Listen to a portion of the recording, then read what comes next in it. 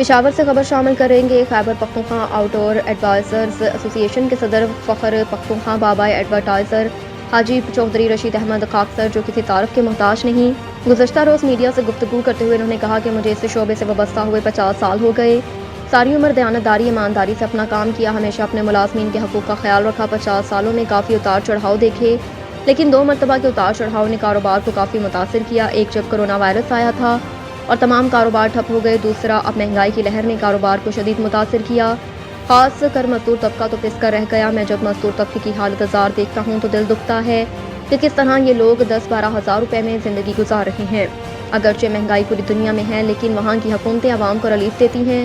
وہاں کے لوگوں کا معیار زندگی بہت بلند ہے، تنخواہیں اچھی ہیں، مزدوری اچھی ہے، لیکن یہاں پاکستان میں حالات بالکل مختلف ہیں۔ یہاں تو مزدور طبقہ 2 وقت کی روٹی بھی نہیں کما سکتا، لیکن میں اپنے پاکستانی بھائیوں کو داد دیتا ہوں کہ یہ لوگ ہر قسم کے حالات کا مقابلہ کر سکتے ہیں، اپنے ملک سے پھر بھی وفادار رہتے ہیں۔ انشاءاللہ اچھا وقت ضرور آئے گا، کیونکہ جب اچھا وقت اتنا دیر نہیں رہتا تو برا وقت بھی پھر نہیں رہتا۔